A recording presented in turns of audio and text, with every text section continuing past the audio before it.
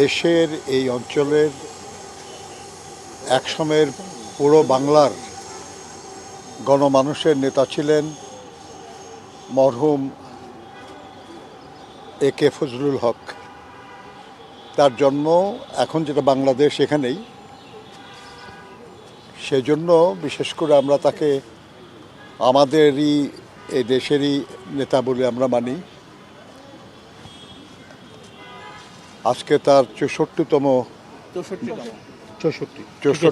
মৃত্যুবার্ষিকী। এই মৃত্যুবার্ষিকী উপলক্ষে আমরা বাংলাদেশ জাতীয়তাবাদী দল বিএনপির পক্ষ থেকে, আমাদের দলের চেয়ারম্যান জনাব তারেক রহমানের পক্ষ থেকে তার প্রতি শ্রদ্ধা জানাতে এসেছি। আমরা তার কবরে পুষ্পস্তবক দিয়ে শ্রদ্ধা জানিয়েছি, দোয়া করেছি তার আত্মার মাগফিরাতের জন্য, এবং আমরা এটা বিশ্বাস করি যে বাংলাদেশের রাজনীতির ইতিহাসে তিনি ছিলেন এক প্রবাদ পুরুষ এবং এদেশের গণমানুষের কল্যাণের জন্য তার অসংখ্য অবদান। যেখানে তিনি শায়িত আছেন, এই ঢাকা বিশ্ববিদ্যালয়, এই বাংলাদেশের উচ্চ আদালত, এই বহু কিছু প্রতিষ্ঠার তার যথেষ্ট গুরুত্বপূর্ণ অবদান আছে। কৃষকদের জন্য তিনি যে প্রজাস্বত্ব আইন করিয়েছিলেন, এটা যুগ যুগ ধরে দেশের কৃষিজীবী মানুষ তার সুফল ভোগ করছে। সাধারণ মানুষের প্রতি তার ভালোবাসা ছিল এবং সাধারণ মানুষ তাকে ভালোবেসেছিল।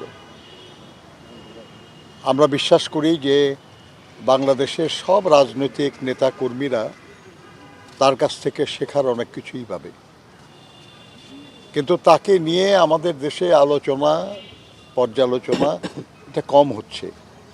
আমরা আজকের এই দিনে সবার প্রতি অনুরোধ করব, আমাদের যারা মিডিয়ায় আছেন তাদের প্রতি অনুরোধ করব যে তারাও যেন তার জীবন এবং জীবনী নিয়ে তারা যেন লেখালেখি করেন।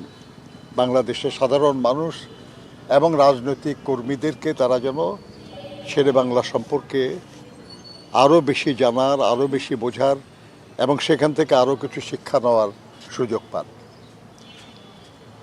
আমরা বাংলাদেশ জাতীয়তাবাদী দল, আমরা এদেশের মানুষের কল্যাণে যারাই কাজ করেছেন দলমত নির্বিশেষে আমরা সবার প্রতি শ্রদ্ধা জানাই, সবার কাছ থেকে আমরা শেখার চেষ্টা করি।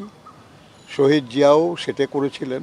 তিনি বিভিন্ন দল থেকে ভালো মানুষ যারা, যোগ্য মানুষ যারা, তাদেরকে রাজনীতি করার সুযোগ দিয়েছিলেন। আপনাদের খেয়াল থাকবে যে তার সময় জাতীয় সংসদে সবচেয়ে বেশি রাজনৈতিক দলের প্রতিনিধিত্ব ছিল।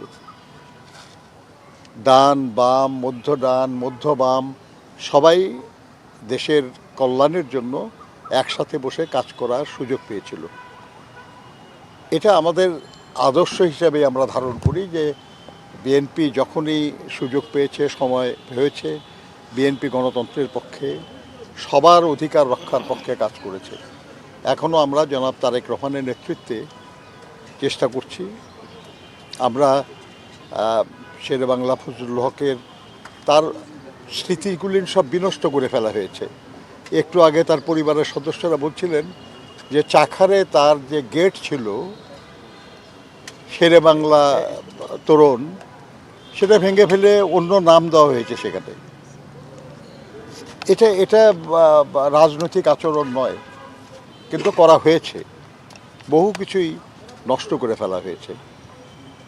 আমরা আশা করব যে আমাদের দলের যে সরকার, সেই সরকারের পক্ষ থেকে এই বিষয়গুলি দেখা হবে এবং শেরে বাংলা ফজলুল হকের যে মর্যাদা, যে দাম, যে গুরুত্ব বাংলাদেশের রাজনীতিতে, বাংলাদেশের ইতিহাসে যেন সেটা লিপিবদ্ধ হয়, এ ব্যাপারে আমরা ব্যবস্থা নেওয়ার জন্য আমাদের দলের সিনিয়র যুগ্ম মহাসচিব এবং মাননীয় প্রধানমন্ত্রীর রাজনৈতিক এবং শিল্প বিষয়ক উপদেষ্টা এখানে আছেন। আমরা একসাথেই আমরা চেষ্টা করব যাতে শেরে বাংলা ফজলুল হকের যথাযোগ্য স্থানে যেন শেরে বাংলা ফজলুল হকের স্থান হয় এদেশের রাজনীতি জগতে, এদেশের গণমানুষের কল্যাণের যে জগৎ, সেই জগৎ। ধন্যবাদ আপনাদের সবাইকে।